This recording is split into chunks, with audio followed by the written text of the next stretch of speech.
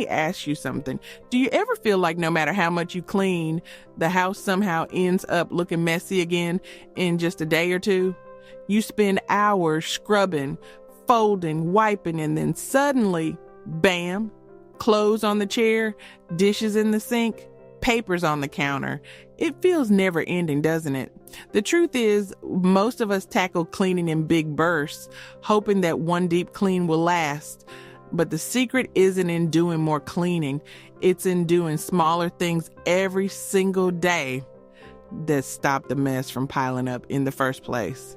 So today, I want to share a few simple habits that can change how your home feels without eating up your whole weekend. Think of them as tiny routines that slip right into your day almost without effort. Trust me, once you get the hang of them, you'll never want to go back to marathon cleaning sessions again. Oh, and before we get into it, I'm curious, where are you watching us from? Drop it in the comments. It's always fun to see how far these little homemaking conversations reach.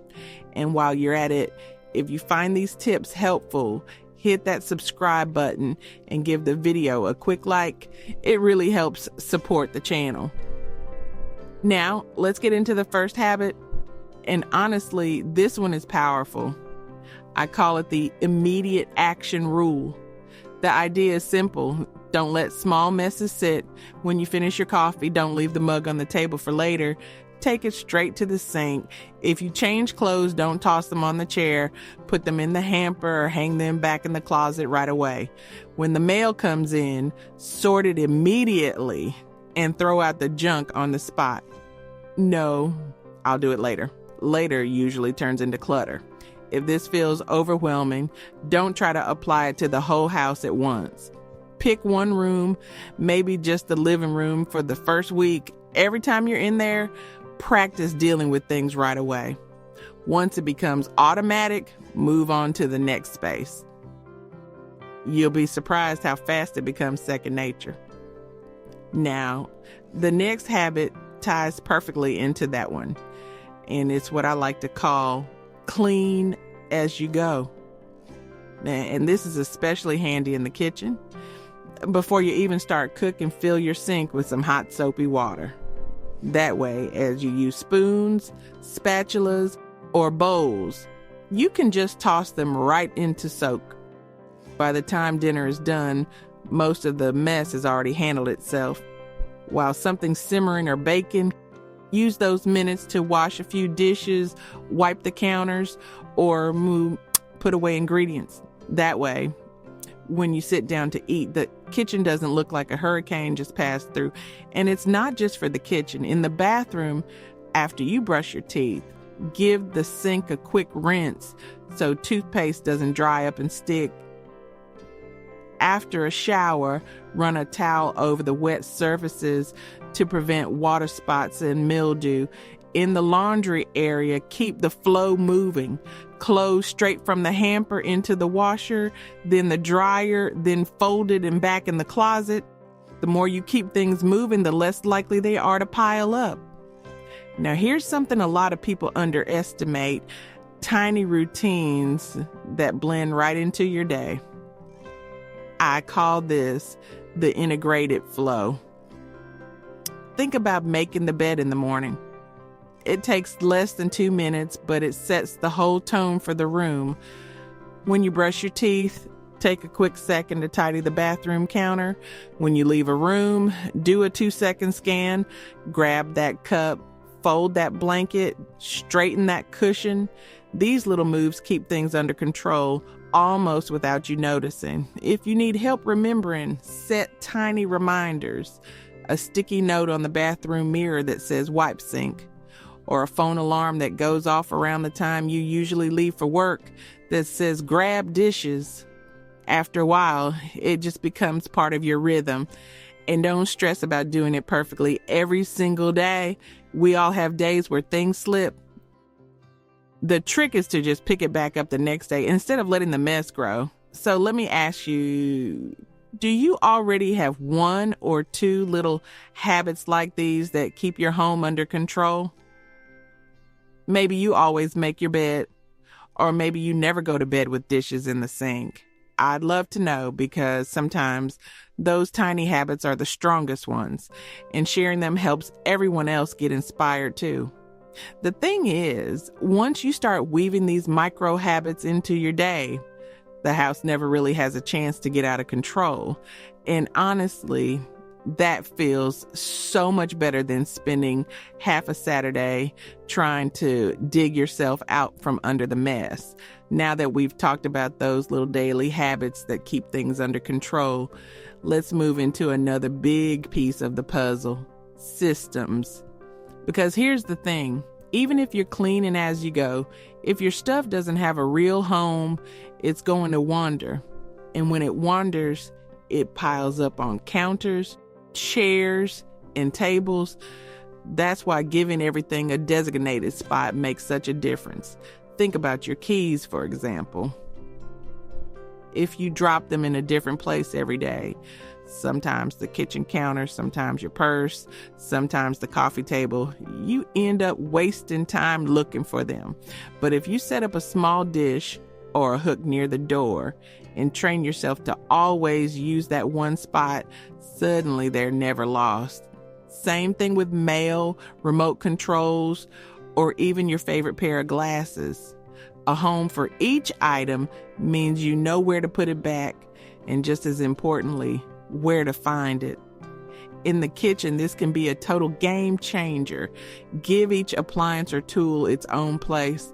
Utensils all in one drawer, spices on a dedicated rack, coffee maker set up in its corner. The goal is that when you or anyone else in the house needs something, there's no guesswork. Everything has a logical home, and when you finish with it, back it goes. Bedrooms benefit from this too. Keep dirty clothes in the hamper, clean ones in the closet, and jewelry in one clear spot. Don't mix them. That way, when you're tired at night, you don't end up with that dreaded clothing chair that becomes a mountain by the end of the week. You know the one I mean. Now, here's something that makes those homes even easier for everyone to remember: labels.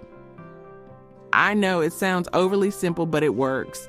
A labeled pantry shelf means nobody has to ask, where do the snacks go? Closet dividers labeled casual, work, exercise. That keeps clothes from turning into a jumble. In your office or paperwork area, clear folders labeled bills, warranties, a personal take away the decision making. Even kids respond well when you add little pictures along with the words, like a toy bin with a picture of blocks on it. The point is, you're removing guesswork. And when people don't have to think, they're more likely to actually follow the system. If labeling your whole house feels intimidating, don't. Start small, pick one shelf or one drawer. Once it's set, move on to the next. Over time, you'll notice things naturally stay in order longer because everyone in the house knows exactly where they belong. But here's the real secret. Even with systems, life happens. Groceries come in, kids toss jackets, you set down the mail on the wrong counter. That's where what I like to call buffer zones come in. These are little staging areas where things can land temporarily without spreading chaos everywhere else. For example, in the entryway, have a station where shoes, bags, mail, and keys can land. Not all over the floor, not dumped on the kitchen island, but in a small, contained spot. In the bedroom, keep a chair or basket just for worn once clothes. The things that aren't dirty enough for the hamper, but not clean enough to hang back in the closet. Without that, they usually end up in piles. In the kitchen, reserve a section of the counter where groceries can sit before you put them away. And for paperwork, a tray or folder just for incoming stuff helps keep it all from scattering. The trick with buffer zones is setting rules for them. They can't just become new clutter spots. Decide how often they'll get cleared, maybe once a day for the mail tray or every couple of days for the clothing chair. That way they stay useful instead of overwhelming. And let me say this, systems don't have to be fancy or expensive. You don't need matching baskets and color-coded labels unless that makes you happy.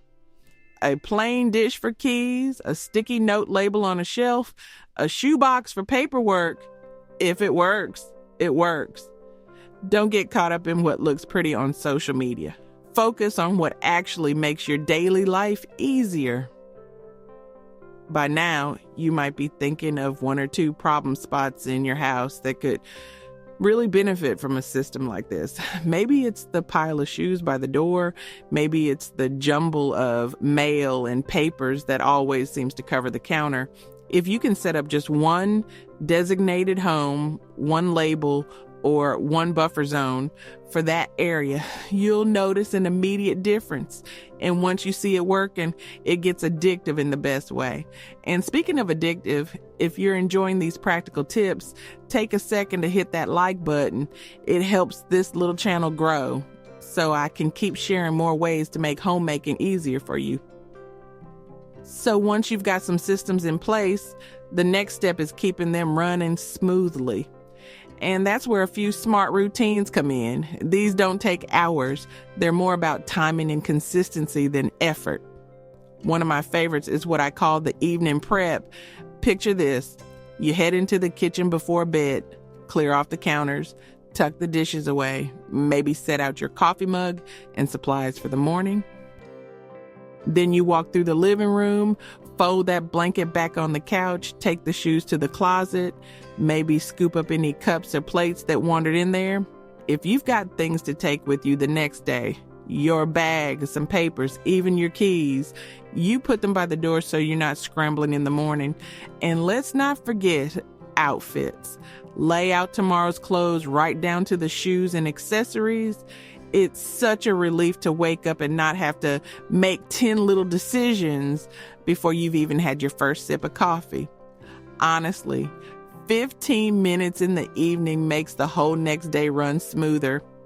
No frantic searching, no where are my keys, no starting the day already behind. Now, for those moments when you feel like you don't have time, let me share a little trick. Use micro sessions. We all have those tiny pockets of downtime that add up. Maybe you're waiting for water to boil, or standing around while the coffee brews, or on hold with the phone. Instead of just scrolling, grab that 5 minutes and do something small but useful. Clear off one counter, fold the laundry sitting in the basket, wipe down the bathroom sink, straighten the shoes by the door. These aren't big chores, they're quick resets that keep the house from sliding into chaos. And if you like structure, set a timer for exactly 5 minutes. You'll be surprised at how much you can get done when you know the clock is ticking. This also works beautifully with family members. Everyone gets their own quick task. One person folds the towels, another clears the table, another sorts the mail pile. If each person gives just 5 minutes, you can reset a whole room without it feeling like a chore marathon.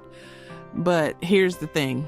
Little habits and 5-minute resets keep the surface level tidy, but once in a while, you need to zoom out and give everything a proper checkup. That's where the weekly reset comes in. Set aside about an hour once a week and walk through each room with fresh eyes. In the kitchen, peek in the pantry, toss expired items, straighten up the shelves, put utensils back in their rightful spots. In the bedrooms, reorganize the closet if things are drifting, clear off the nightstands, and maybe fold those sweaters that got shoved around. In the living room, deal with stray papers, tuck away anything that wandered in from another room. It's also the perfect time to adjust your systems. If something keeps ending up in the wrong place, maybe it doesn't have the right home yet. Fixing that now keeps the mess from creeping back week after week. And while you're at it, deal with little repairs, tighten a loose knob, change a burnt out bulb, that sort of thing. Small fixes make the house feel cared for. And if you've got others living with you, make this a family effort. Everyone resets their own zone. Kids handle their rooms. Partner handles their space. and suddenly it's not all on your shoulders. It becomes part of the rhythm of the household. These routines don't have to be rigid. Some weeks you'll do a thorough reset, other weeks maybe just the basics. That's fine. The point isn't perfection, it's consistency. A little bit of attention every day, a little bit more each week, and suddenly you're not buried under piles or wasting entire Saturdays cleaning. The beauty of these routines is how much calmer the house feels when they're in place. You start the day on steady ground, use those odd little minutes wisely, and once a week give the house a tune-up. It keeps everything humming along without those stressful peaks and valleys of clean and messy. Now let's talk about the bigger picture. How to keep your home from filling back up with stuff in the first place. Because no matter how tidy you are, if things keep flowing in without anything going out, the clutter sneaks right back. One of the simplest tricks is to slow down the in part. Before you buy something that isn't absolutely essential, put it on a wish list and wait a week. Most of the time, that little pause shows you whether you really want it or if it was just an impulse. And if you still want it after 7 days, fine. At least you know it's not just a passing urge. Another method that works wonders is the one in, one out rule. If something new comes in, a pair of shoes, a kitchen gadget, a book, then one old item goes out. Donate it, pass it on, or toss it if it's beyond repair.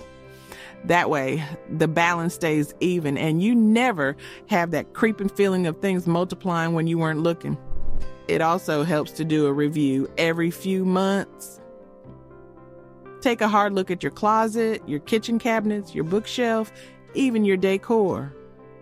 Ask yourself, am I actually using this? Do I really need it? If the answer is no, then it's just taking up space. Apply the same thinking to paperwork too. Shred old bills and manuals you'll never look at again, and keep only the papers you truly need. And here's the key. Don't try to tackle everything all at once. Pick one habit to focus on. Maybe it's putting things away immediately, or maybe it's the evening prep. Practice it until it feels automatic. Then add another. Layer them one at a time so it doesn't feel overwhelming. Before you know it, your whole routine is built on habits that keep things naturally clean and organized. If you share your home with family, get them involved. When everyone knows the systems and does their part, it's not all on your shoulders. Even small contributions help, and it teaches everyone to respect the space you've worked so hard to keep tidy. And yes, sometimes people will slip up or things won't go perfectly, but that's normal. Don't let a messy day discourage you. Just pick it up again the next day. Progress matters more than perfection. At the end of the day, keeping a home clean and organized isn't about endless scrubbing or rigid routines. It's about building little habits, creating simple systems, and being mindful about what comes in and what goes out. Once those things click, the house practically takes care of itself. So start small, be consistent, and give yourself some grace on the imperfect days. You'll be amazed at how much lighter, calmer, and easier life at home feels when these habits become part of your daily rhythm. And if this video gave you a few ideas you can try right away, don't forget to subscribe and leave a like. It's a small thing that makes a huge difference in helping me share more tips with you.